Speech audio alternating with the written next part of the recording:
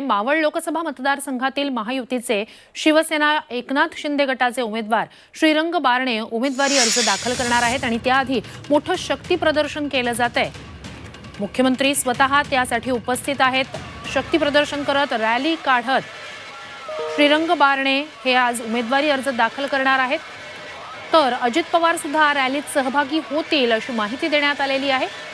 ही थेट दृश्य मावळमधली श्रीरंग अप्पा बारणे यांचं हे शक्ती प्रदर्शन आहे। इथून खरं तर उमेदवारी कुणाला मिळणार अशी एक मोठी चर्चा होती। भाजपमधून इच्छुक अनेक होते, तशी नावं समोर आलेली होती। मात्र अखेर श्रीरंग बारणे यांच्यावर शिक्कामोर्तब करण्यात आलं आणि आता स्वतः मुख्यमंत्री त्यांच्या प्रचारासाठी म्हणून आणि शक्ती प्रदर्शनासाठी म्हणून पोहोचलेले आहेत।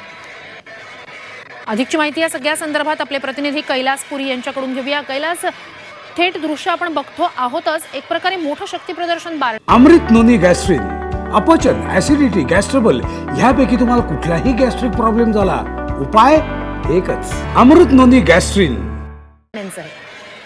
साहजिकच आहे, एकनाथ शिंदे यांच्या तिकिटावर ज्यांना उमेदवारी पहिल्यांदा जाहीर झाली होती ते श्रीरंग बारणे होते।